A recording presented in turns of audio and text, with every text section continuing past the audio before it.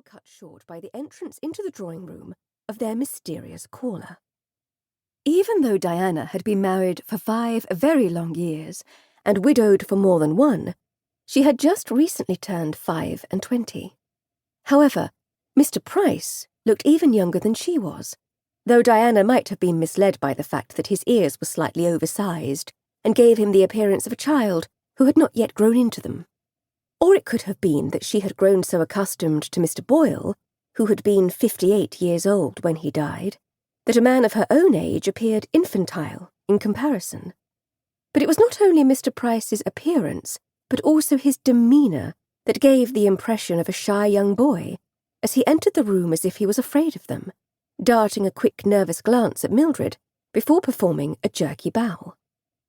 Diana and Mildred rose at his entrance and bobbed their heads in response to his bow before Diana gave him permission to sit.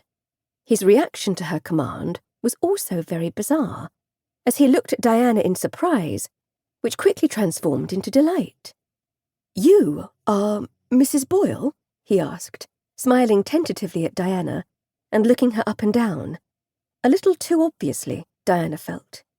Mildred must have shared Diana's opinion as she cleared her throat angrily. "I am," Diana replied. "Allow me to present you to my sister-in-law, Miss Boyle." Mr. Price looked as if he'd just been informed he won a lottery. "Miss Boyle, a pleasure," he said, and he smiled so happily at her that Mildred's own expression lightened reflexively. They all sat in silence while Mr. Price stared at Diana, a grin on his face, and Diana wondered if she was not as socially inept as she had heretofore thought herself, because she could never imagine behaving as awkwardly as he was. And while she believed she presented a neat and pleasant appearance, she did not think her charm so great as to cause him to be stricken mute at the sight of her.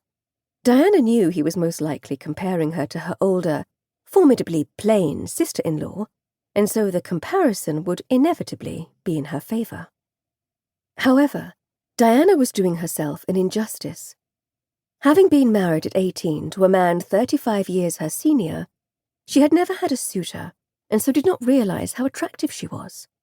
Her silky black hair had fallen out of its confines and was in wisps around her face, framing a countenance that was sweet rather than striking.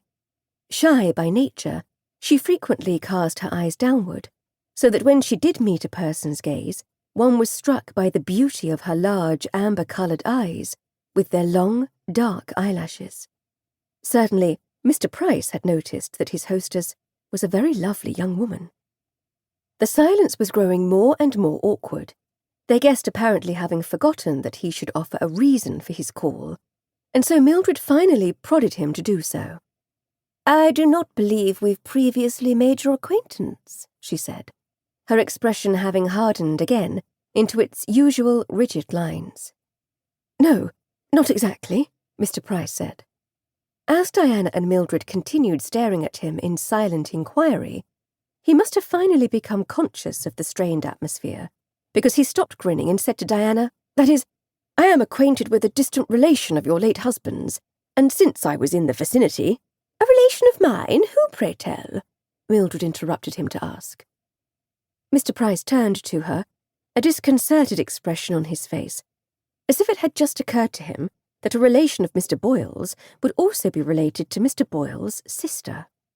"Mr. Cartwright," he finally said, before correcting himself. "That is, Mr. Carter. Or perhaps it was Carnes? Started with a car sound, at any rate. It was a brief acquaintance," he mumbled sheepishly, before looking again at Diana, fear writ large in his brown eyes. Mildred took a deep breath, her bosom expanding impressively, and Diana closed her eyes, as she had begun to pity poor Mr. Price, perhaps because of his youthful appearance and his obvious inability to lie. Before the volcano could erupt, however, they were again interrupted by Godfrey. "Lord Jerome Vincent," he announced, and Mr. Price, who had at first seemed to view the butler's appearance in the nature of a deus ex machina, saw who was with him, and frowned.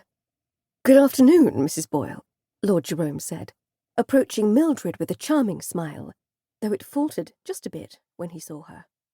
"I am Mrs. Boyle."